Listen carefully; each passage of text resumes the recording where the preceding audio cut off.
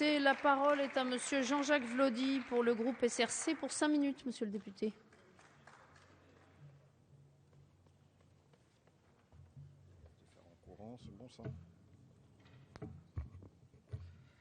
Madame la Présidente, Madame, Messieurs les ministres, Madame, Messieurs les rapporteurs, mes chers collègues.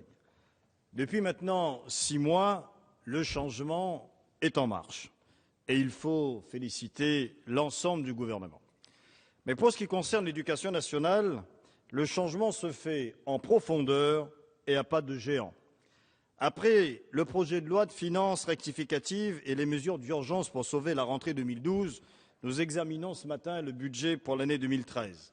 Nous avons connu ces derniers mois, ces dernières semaines, la création de 1000 postes de professeurs des écoles, le recrutement de 280 postes de professeurs du second degré, le recrutement de 500 assistants d'éducation, de prévention de sécurité et des métiers nouveaux pour lutter contre le climat de violence dans les établissements difficiles, le renouvellement de 12 000 contrats aidés, la création de nombreux postes d'assistants d'éducation et d'assistants de vie scolaire.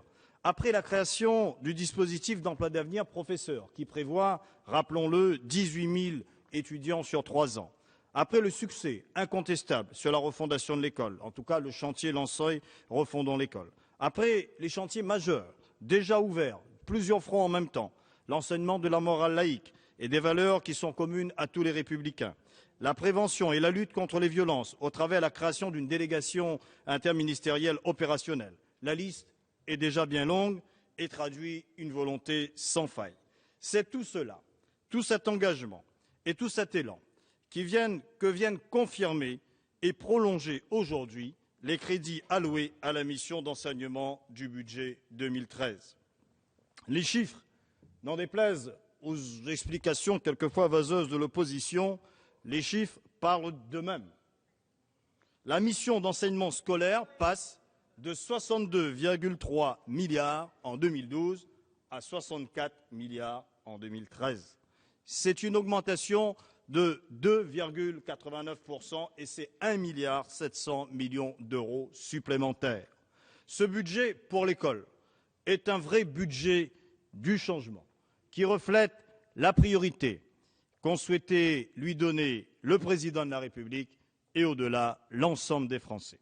Cette augmentation du budget, Monsieur le ministre, donne au gouvernement les moyens de ses ambitions pour l'école. Il vous donne les moyens de la refondation, mais il vous donne aussi, et par là même, une responsabilité historique. C'est un budget de changement, mais aussi et surtout un budget de redressement de la France. Du redressement, car au cours de la décennie qui vient de s'écouler, notre pays n'a cessé d'accumuler les dettes. La dette financière, bien sûr.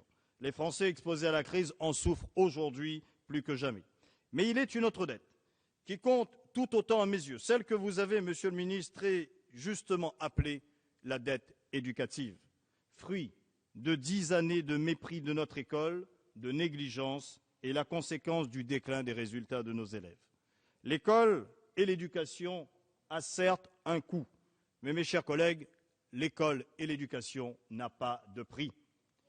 Combien coûte au pays l'échec de 150 000 jeunes chaque année? Combien coûtera au bout du compte au pays la suppression barbare de la formation des enseignants? Combien coûtera au pays d'avoir trahi la promesse républicaine en ne réformant pas l'école qui reproduit les inégalités au lieu de les réduire? L'éducation ne doit pas être considérée comme une dépense, l'éducation est un investissement dans l'intelligence pour la croissance de demain.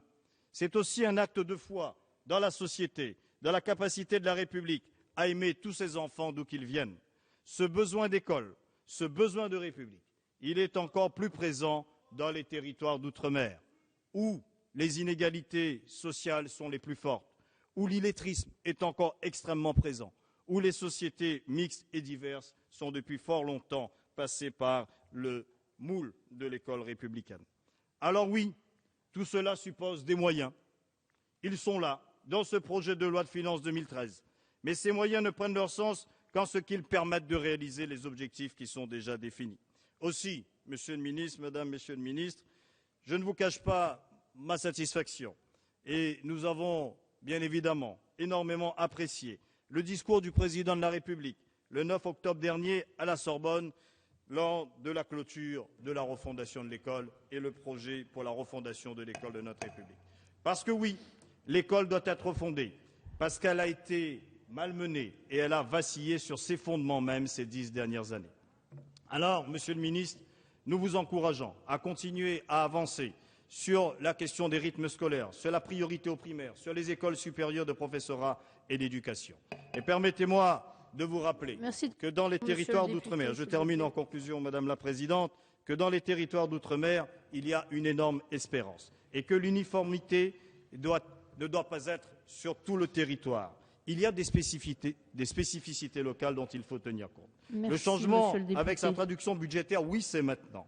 Le changement, c'est aussi une approche différente de nos réalités. J'attire donc, Monsieur le ministre, votre attention sur la nécessité de prendre en compte la réalité du bilinguisme dans les territoires d'outre-mer, mais aussi d'intégrer dans la question du rythme scolaire la réalité géographique et climatique. Nous voterons bien évidemment avec enthousiasme, comme l'a dit certains collègues, avec fierté, mais aussi avec conviction, le projet de budget 2013 que vous nous soumettons. Merci, monsieur le député.